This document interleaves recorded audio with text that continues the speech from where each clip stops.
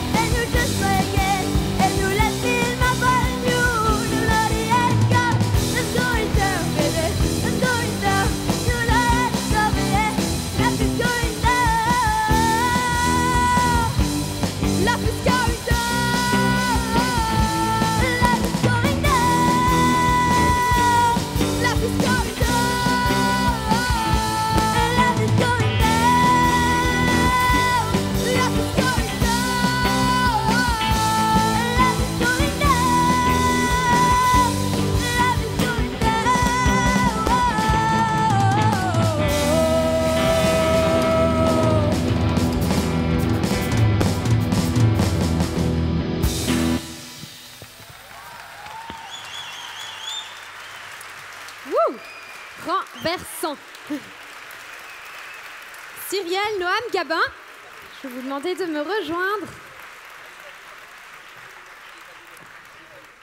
Impressionnant. Alors, impressionnant, bravo. On rappelle qu'ils sont au collège, hein. Ils sont au collège. Vous imaginez un peu ce que ça va être dans 2-3 ans. Bravo encore. Bravo à vous.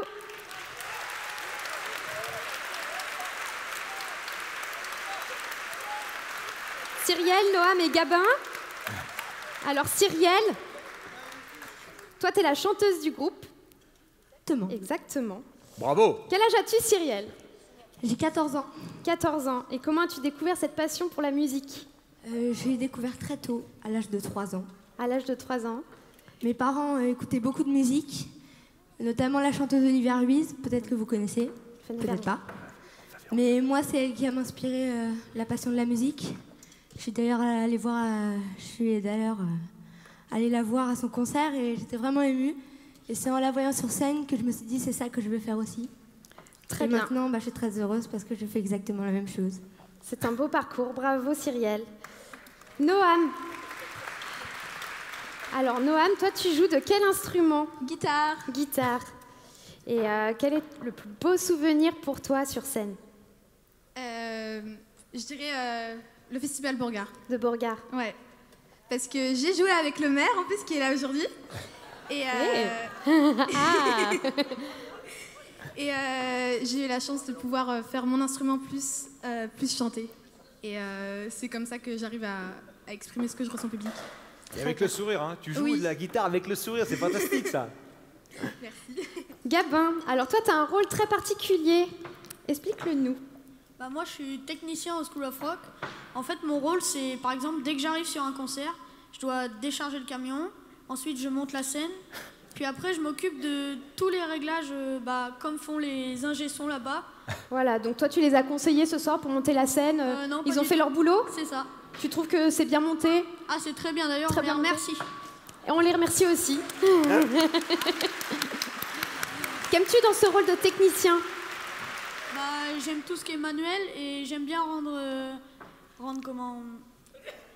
service à tous ceux du School of Rock que j'apprécie beaucoup. Très bien, donc c'est un beau collectif, tout le monde s'entend bien. Merci à vous. Bravo à vous tous.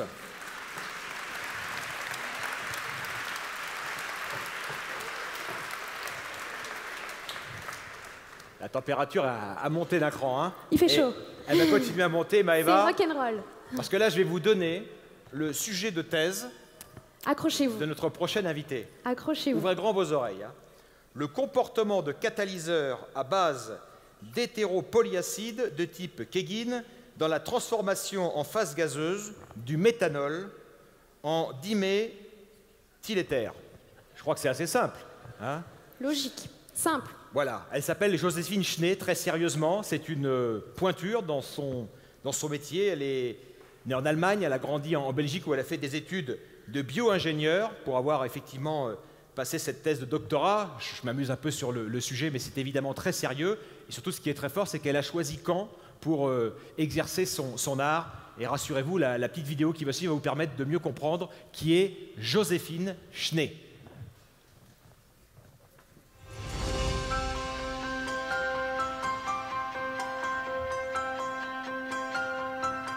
Je m'appelle Joséphine Schnee, je suis postdoctorante ici à Caen au laboratoire Catalyse et Spectrochimie dans le domaine de la catalyse. Et donc en gros mon sujet de recherche c'est de développer un nouveau type de spectromètre infrarouge pour l'étude de mécanismes catalytiques par exemple dans les réactions de dépollution. Un catalyseur c'est une substance qui permet d'accélérer une réaction chimique dans des conditions beaucoup plus douces. Et donc beaucoup de procédés industriels actuellement sont basés sur la catalyse. On a notre réacteur catalytique ici à l'avant du spectromètre infrarouge qui contient le catalyseur. Typiquement, il va être sous forme d'une pastille comme ceci, de poudre, donc là à l'intérieur.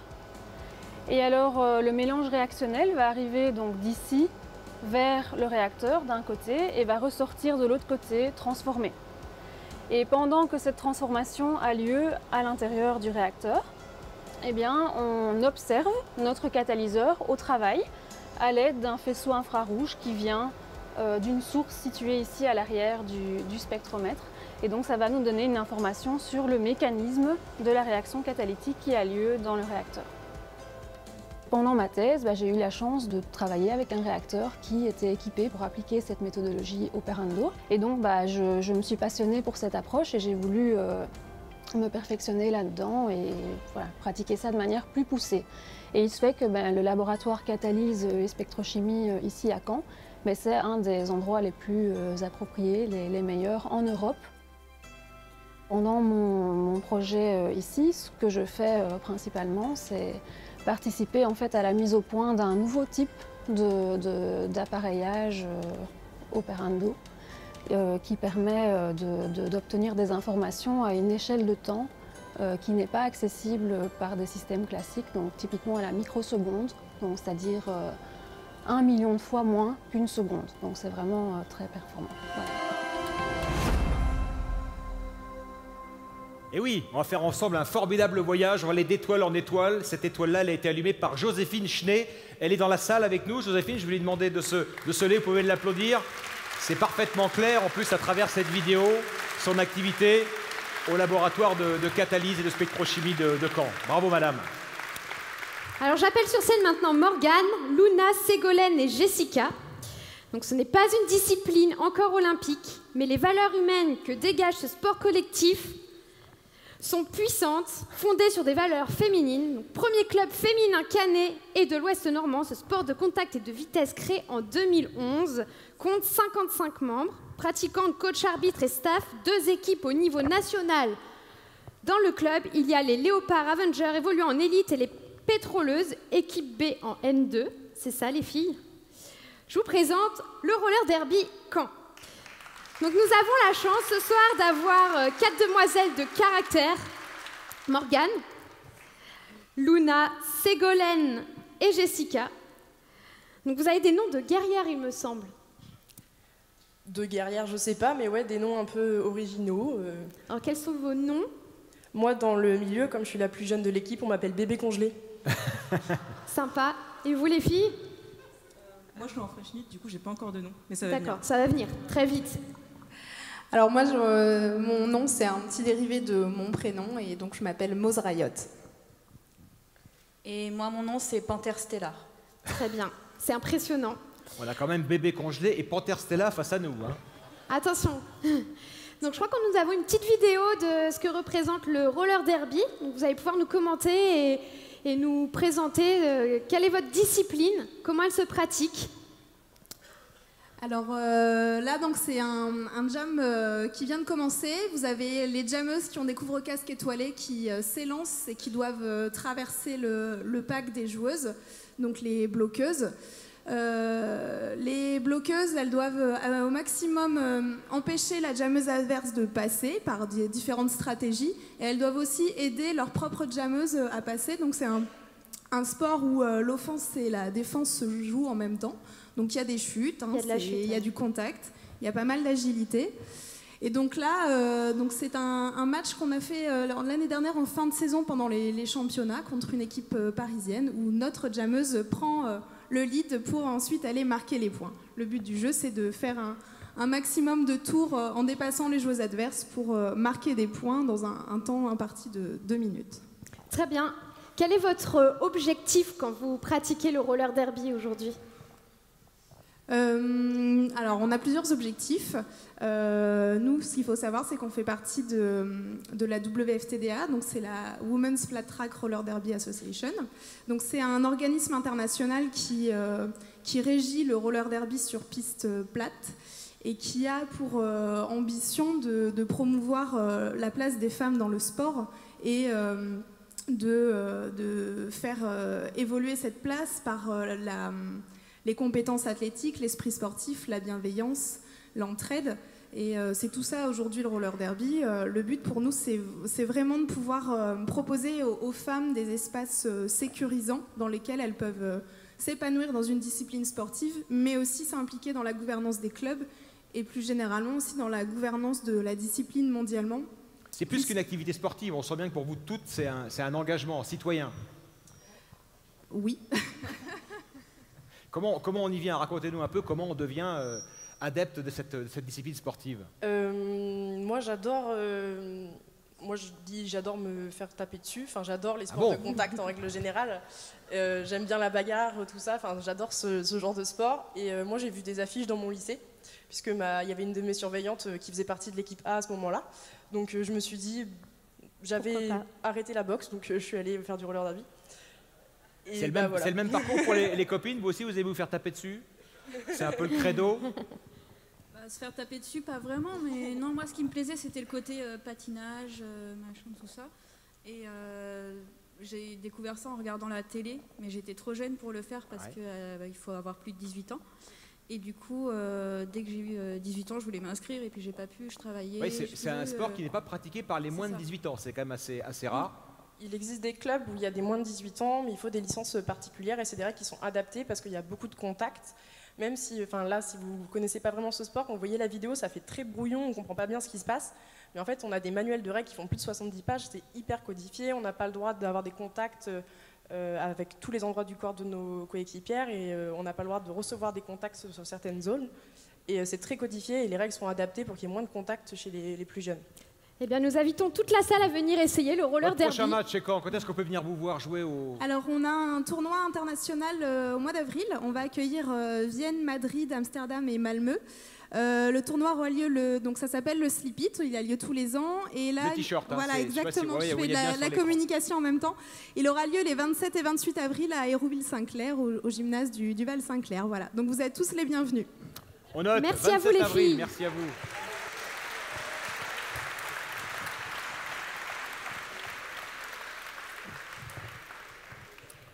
Merci à vous. On va maintenant accueillir Willy Leloutre. Alors on passe, vous l'avez compris, hein, c'est un kaléidoscope. C'est pas un palmarès, il n'y a pas des trophées, mais c'est une belle mise en avant de tous les talents cannais. Et Willy Leloutre est l'un de ces talents. Alors, vous êtes un entrepreneur 4.0, comme on dit aujourd'hui. Vous avez fait votre sel dans les nouvelles technologies. Effectivement. Je vais vous présenter tout ça, mais je vous propose de vous raconter une petite histoire. Alors racontez-nous les petites histoires. Willy Leloutre, mesdames, messieurs. Diffuser la présentation, merci beaucoup. Bonsoir à tous. Donc je suis Willy, 33 ans. Je suis bientôt plus jeune, donc effectivement, si je suis la logique de Joël Bruno. Je suis président fondateur d'un groupe d'entreprises qui s'appelle Futur Composé, qui est tourné vers les métiers de demain. Je vais le présenter un peu plus en détail, qui est tourné vers les métiers du numérique, bien évidemment. J'ai fondé récemment le Cartel, un réseau d'entreprises du numérique, et je suis fièrement administrateur chez Normandie Participation, le fonds de dotation de la région Normandie rattaché à l'agence de développement. Voilà pour faire court et simple. Il faut que je vous le dise avant d'avancer dans l'histoire, j'ai le syndrome de Benjamin Button. Oui, comme le film qui porte le même nom, mais non, rassurez-vous, je ne vais pas rajeunir dans les 5 prochaines minutes, ça va bien se passer. Je voudrais vous expliquer d'où je viens, je pense que c'est important. Je vais vous parler de ma grand-mère, Morissette, qui était, je dirais, co-directrice d'un centre hospitalier en Eure-et-Loire et aussi créatrice d'algorithmes. Il est vrai que déjà à son époque, on faisait de la programmation informatique et elle avait maîtrisé très rapidement le langage de programmation C. Lucien, mon grand-père, lui, il n'était pas vraiment dans la santé. Enfin, si, en quelque sorte, il était brasseur. Bon, le numérique, c'était pas son truc, mais pendant sa retraite, j'ai quand même réussi à lui apprendre comment fonctionnait le code HTML. Dominique, ma mère, elle a géré les entreprises familiales pendant 35 ans. Elle est très facilitante, extrêmement bienveillante, du moment où vous payez ses factures, bien évidemment. Et enfin, Bruno, mon père, c'est le créatif de la bande, brillant, à cheval entre traceur offset et imprimante numérique. Disons que c'est lui qui m'a permis de comprendre que dans impossible, il y a 80% de possible. Et moi, dans tout ça, j'ai grandi dans un monde un peu bizarre, le même que beaucoup d'entre vous, dans un monde à 2 vitesses, dans un monde qui va très très vite, à l'aube de ces nouvelles technologies dont on parle très souvent, avec un système éducatif qui évolue à l'échelle d'une génération. Donc il se trouve que j'ai appris à l'école qu'il ne fallait pas faire d'erreurs, et je ne vous cache pas que ça ne m'a pas aidé, parce que quand on entreprend, on en fait tout petit peu. Et puis, en parallèle, j'ai écouté mon entourage, j'ai bien compris que l'école, ce n'était pas forcément mon truc. Donc, je me suis très, très vite mis à travailler. Et bon, je ne vous dis pas que ce n'était pas forcément non plus mon truc de travailler en même temps. Entre nous, franchement, travailler, c'est quand même très surnaturel, c'est contre nature. D'ailleurs, très récemment, un peu en retard, j'ai découvert l'étymologie du mot de travail. Voilà. Et donc, ça vient du latin tripalium, qui était un instrument de torture. Bon, bref, voilà. Le système éducatif, le travail, enfin bref, le cadre traditionnel n'était pas fait pour moi. Donc, dès 19 ans, j'ai pris un nouveau départ et j'ai monté ma petite entreprise qui a eu son succès, que j'ai eu pendant 5 ans. Mais honnêtement, je n'étais pas forcément heureux, épanoui à travers cette aventure professionnelle que j'ai réalisée tout bonnement comme tout le monde le faisait. J'ai entrepris avec des collaborateurs, j'ai gagné de l'argent, j'ai avancé petit à petit dans ma petite agence web, ma petite entreprise. Et puis, j'ai continué et j'ai avancé et vite. Voilà. Forcément, à 15 ans, mon premier emploi, à 19 ans, ma première entreprise, à 25 ans, Léonie, ma fille, à 28 ans, Elliot, mon fils, à 30 ans, il s'est passé ce qui devait se passer. J'ai fait la crise de la quarantaine à l'avance. Et j'ai voulu redonner du sens à ma vie. Oui, à 30 ans, effectivement. Et là, j'ai travaillé dans 3 entreprises en parallèle, et puis j'ai monté une petite aventure un peu folle, avec beaucoup de soutien, et je les remercie encore sincèrement du fond du cœur. Ils sont pour certains assis au premier rang, des soutiens de la région, du département, des villes, de l'agglomération, qui nous ont permis de nous développer, et de lancer un projet un peu dingue. Et j'ai créé, effectivement, cette fois-ci, je l'ai fait différemment, je ne l'ai pas fait seul, nous l'avons fait ensemble. Nous avons aggloméré à peu près 80 coacteurs et lancé un projet un peu fou, un centre de formation au numérique tourné vers les métiers de demain. Ce centre de formation aujourd'hui s'appelle Creative, s'appelait la Coding School fut un temps, et évolue globalement sur toute notre belle région normande. Et j'ai continué à créer. Avec Edith et Philippe Palamaras, le délégué régional aux entreprises adaptées, nous avons créé une entreprise à vocation sociale qui embauche des personnes en situation de handicap pour réaliser des tâches de gestion de services numériques. Nous avons créé un studio de prototypage d'objets connectés pour permettre à nos plus jeunes générations de rallier la tête et les mains en créant des prototypes d'objets très divers et variés. Et puis récemment, une agence de développement, de création de solutions digitales, comme il y en a plein d'autres en région Normandie, avec une particularité, c'est que celle-ci est tournée vers l'intelligence artificielle. Bref, les idées ne manquent pas. Comme vous pouvez le voir ici, peut-être, si vous arrivez à voir la vision de loin, peut-être demain, nous allons, tiens d'ailleurs, je vais lancer un petit challenge à la mairie d'Hérouville, imprimer nos prochaines salles de cours en 3D, qui sait.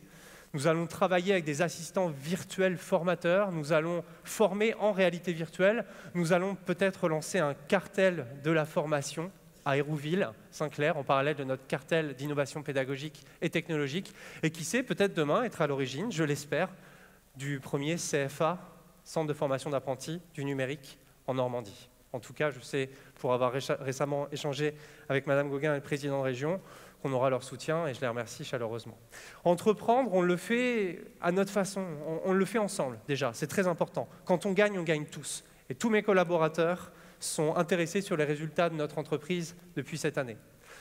On le fait ensemble et on le fait différemment, c'est vrai. On a arrêté de fonctionner avec des emails, on n'échange plus d'emails, c'est quand même une technologie dépassée depuis plus de 8 ans. On travaille avec des réseaux sociaux d'entreprise, nous avons développé notre propre crypto-monnaie au sein de notre établissement pour pouvoir faire de l'échange de services intelligents.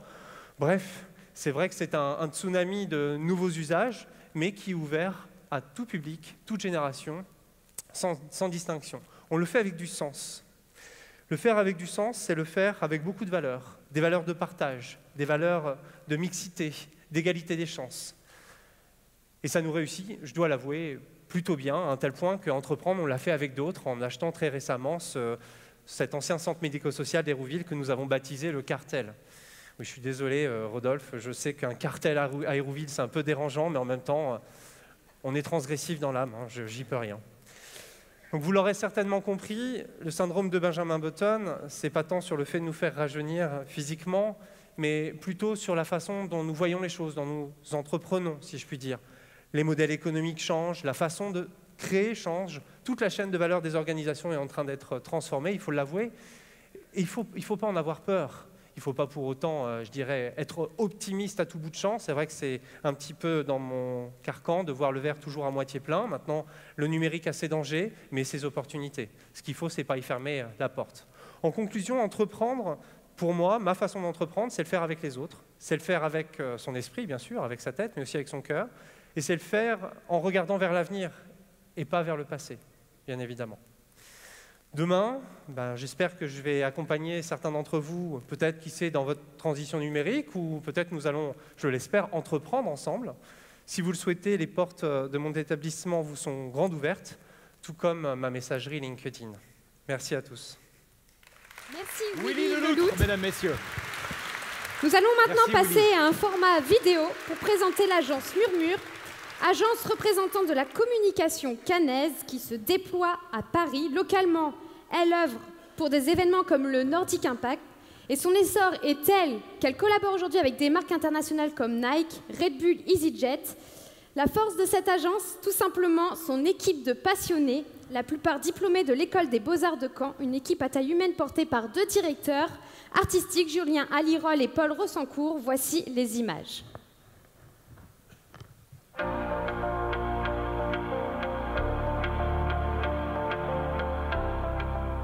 Alors comment on est amené à créer l'agence Murmure? On était étudiants à l'école des Beaux-Arts de Caen. On a fait des concours ensemble et ces concours qu'on a gagnés au fur et à mesure nous ont amenés à nous dire que créer une agence ce serait une bonne idée. Et c'est tout simplement comme ça que ça a commencé.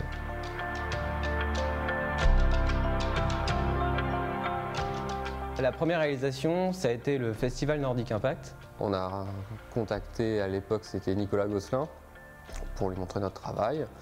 Il a dit « Ok les gars, bingo, allez-y, faites-nous une proposition, vous avez 24 heures ». Donc on s'est enfermé dans les bureaux et on a travaillé pendant 24 heures pour rendre l'appel d'offres.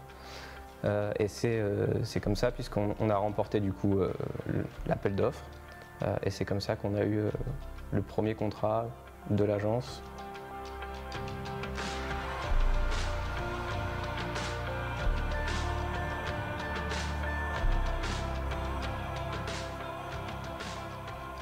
On n'avait pas de commerciaux, on n'avait pas de portefeuille client quand on a commencé. Donc on a fait des projets annexes et c'était des projets qu'on faisait sans clients, sans contraintes. L'objectif pour nous c'était de montrer ce qu'on avait envie de faire en termes de création graphique. Et ces créations-là, on les a mis en ligne sur Internet et c'est ça qui nous a fait nous faire connaître et qui nous a ramené de la clientèle. C'est vrai qu'au début, on a beaucoup travaillé avec la culture, que ce soit en région ou même au niveau national.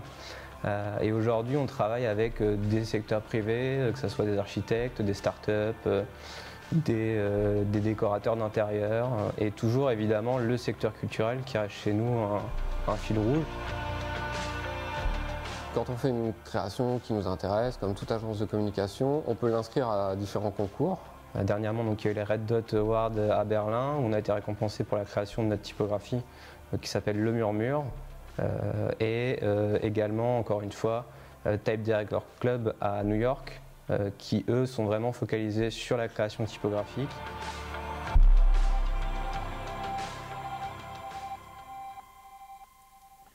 L'agence Le Murmure, Maëva, qu'on vient de découvrir. Donc, nous avons l'un des représentants dans la salle, Damien Bullet. Ici présent, applaudissez-le.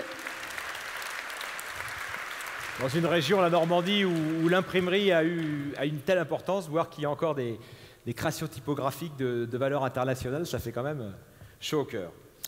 Un nom que vous ne pouvez pas ne pas connaître si vous êtes comme moi passionné de foot et pas seulement, Anaïs Le Révérend. Elle est connue sur les réseaux sociaux comme la cancaneuse et on apprécie son humour, notamment lié aux performances du Stade Malherbe de Caen. Anaïs, elle est née ici à Caen, elle a fait ses études au lycée Malherbe et puis elle est partie à Paris travailler comme journaliste dans le milieu de la mode. Mais quand la maire, la communauté urbaine de Caen, lui a proposé de réfléchir à Anaïs à une étude pour déterminer les bonnes raisons que les Caennais expatriés auraient à revenir à Caen, ou même mieux, que les Parisiens auraient à venir habiter à Caen. Anaïs Le Révérend, mesdames, messieurs.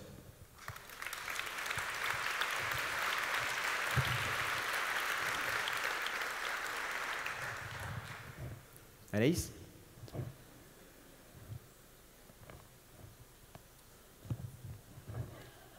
Anaïs ? Le train Intercité numéro 3357 en provenance de Paris-Saint-Lazare, en raison de feuilles mortes malencontreusement tombées sur les voies, est annoncé avec un retard certain. La SNCF vous présente toutes ses excuses. Pas de bol. Je crois qu'elle arrive au fond de la salle. Ah, la voilà, Anaïs. Voilà. Ah. Elle est venue à pied, elle est courageuse. Bienvenue, Anaïs. Installez-vous.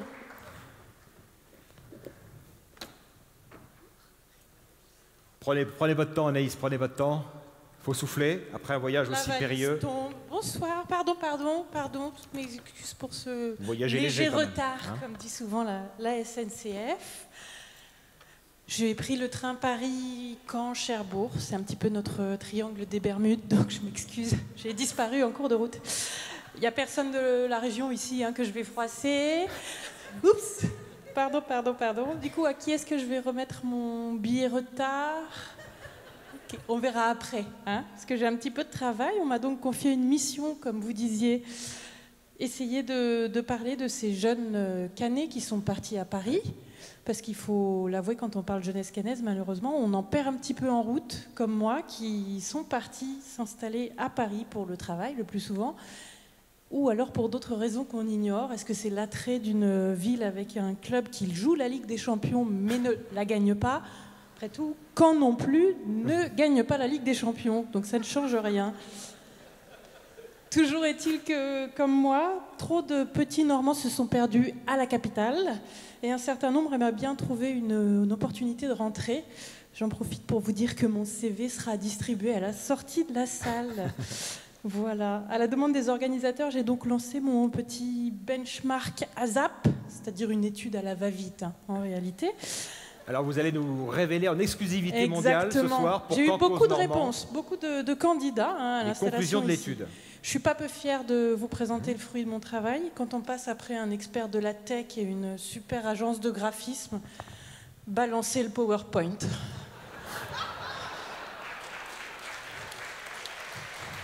Je sais. Beaucoup de travail. J'avais pas vu, c'est la version brute pour la compta. Je suis désolée. Soyez pas choqués, c'est les prix parisiens. Mais c'est toujours moins cher que le logo de la région Normandie.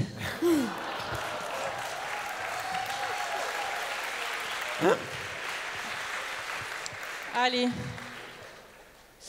Donc, pour mon étude, j'ai souhaité interroger les premiers candidats au retour, les comme moi, nés en Normandie, perdus à Paris. Donc là, les résultats sont formels. Beaucoup en ont ras-le-bol de Paris. Beaucoup en ont carrément ras le cul, excusez-moi de le dire. Et puis malheureusement, on pense à ceux qui sont toujours coincés à Saint-Lazare. Dommage. Faut pas prendre le train de 19h05 le vendredi, quelle idée. Bon. Après, je me suis dit qu'en Normandie, on devait ouvrir terre d'accueil. Donc, je me suis aussi adressée à ceux qui n'ont rien à voir avec la Normandie et qui pourraient venir. Alors, quand est-ce que ça leur parle? Un petit peu, mais pas trop. Alors, c'est où par rapport à Deauville, nous demande-t-on? C'est où par rapport à Honfleur? Alors, on nous cite spontanément Malika Ménard comme pôle d'attractivité. Et aussi Nicolas Seub, mais ça, c'est beaucoup moins surprenant. C'est très Anaïs le révérend, Nicolas ça, c'est ma petite touche, Nicolas Seub. Enfin, si j'avais eu une touche, je saurais. Pardon, digression. Donc, où en sommes-nous? Voilà, donc les jeunes néo-normands ou futurs néo-normands qui pourraient franchir le pas, où vont-ils s'installer? Donc vous le constatez, tout le monde veut aller sur la côte, mais personne n'a encore connu les bouchons pour venir travailler sur Caen. Bon, à suivre les réalistes. Et puis il y a 10% de gens qui aimeraient s'installer durablement en Ligue 1. Autre choix, tant qu'à faire. Petit message à Roland Courbis. Ensuite, je ne sais pas si vous... Ah oui, si, quelque chose quand même à signaler. Quelque chose de très intéressant sur cette diapo. Ça fait 103%. C'était pour voir s'il y avait des gens qui suivaient, mais non, vous ne suivez pas. On peut dire n'importe quoi, en fait. Donc, comme vous pouvez le voir, je compte très bien, mais je ne me suis pas contentée du volet quantitatif. J'ai aussi fait un volet qualitatif dans cette étude. Donc, quels sont les points forts qui pourraient attirer les jeunes Parisiens à Caen? Le grand air, bien sûr, cité en numéro 1, la verdure, les arbres, mais aussi la mer, les mouettes. les enfants qui courent sur la plage, les guiguis de Luc, j'arrête sinon je vais un petit peu pleurer. Et de l'immobilier, deuxième raison de venir s'installer à Caen. Il y a des sondés qui m'ont carrément envoyé leur requête, cherche appartement de plus de 20 mètres carrés, loué à moins de 1000 €. Ambitieux. J'ai même un propriétaire, j'en ai trouvé un propriétaire parisien, ça existe, qui est prêt à échanger sa belle demeure de 15 mètres carrés contre une maison normande, si ça intéresse quelqu'un dans la salle. Non, bon, dommage. Et enfin, troisième raison la plus citée de quitter Paris pour Caen, les trottinettes électriques. Je sais, ça peut paraître très bizarre. Ça a rigolé derrière moi, on sent le Parisien qui voit où je veux en venir. On comprend la trottinette. Vous ne connaissez pas encore ce phénomène de l'enfer? Ce fléau? Oui, c'est un fléau. Hein. Il y en a partout dans Paris, mais vous ne mesurez pas l'angoisse de se faire doubler toutes les 2 minutes sur le trottoir par un grand con de 45 ans en costard sur une trottinette qui roule à 30 km/h. J'espère que vous ne connaîtrez jamais. Pour moi, c'est une raison valable de quitter Paris très très vite. Et bizarrement, dans ce top 3 des bonnes raisons, personne n'a cité la qualité des matchs du SM Caen comme bonne raison de s'installer ici. On va arranger ça. Bon, pour finir de convaincre nos candidats à l'installation, j'ai proposé quelques idées de campagne. Il faut qu'on s'adresse à eux avec des mots et des concepts qu'ils comprennent. Ce ne sont pas des gens comme nous, les Parisiens. J'ai eu quelques idées donc, pour cette campagne. Je pense qu'il faut miser sur les atouts de Caen, mais connus des Parisiens, hein, et surtout sur un ton plus jeune, un peu moins les enfants qui courent autour du Mont Saint-Michel, et du coup on en perdra moins aussi dans la vase. Alors voilà notre premier visuel. C'est une piste. Là l'idée c'est que le Parisien il se visualise à Caen. Il y est. Comme il a de l'humour, on lui propose un petit jeu de mots subtil. Il faut essayer. Il faut qu'il s'identifie plus aux locaux. Voilà. Là. Mais sans le dépayser complètement. Donc là, on lui donne des repères. Voilà. Là, il est dans son environnement habituel. Tout va bien. Bon, l'autre idée, c'est aussi, comme nos amis parisiens sont passionnés d'Instagram, de leur montrer le potentiel instagrammable de Caen. Alors, on part sur un visuel très désirable, avec une suggestion de hashtag. Voilà, plein, un peu trop, peut-être.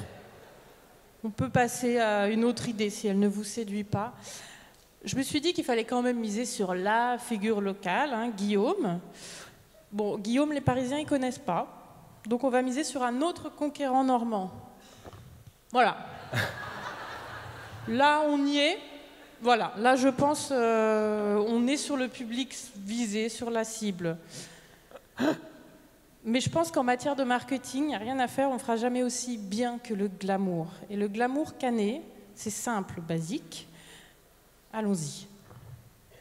Voilà. C'est pas mal. Ah, c'est encore mieux. C'est encore mieux de plus près. Voilà. Je pense on peut clore le sujet sur cette belle image subliminale, hein, si quelqu'un voit un message. On fera jamais mieux. Voilà. Vous pouvez revenir avec nous, Anaïs? Je suis là. Oui. Magnifique. Anaïs Le Révérend, la cancaneuse. Merci Anaïs. Et c'est pas qu'une blague, Anaïs, votre envie, votre désir de retrouver Caen, de travailler à Caen. Non, voilà. Non, c'est pas une blague. Non, à un moment, il faut rentrer dans ces terres et Paris, ça va une dizaine d'années, c'est bien, hein, ça suffit. Voilà. Donc si vous êtes preneur, Anaïs est à votre disposition, mesdames, messieurs. En tout cas, son CV, voilà. Soyons plus à la sortie, comme je le disais. Bravo en tous les cas, magnifique. Merci Anaïs. Beaucoup.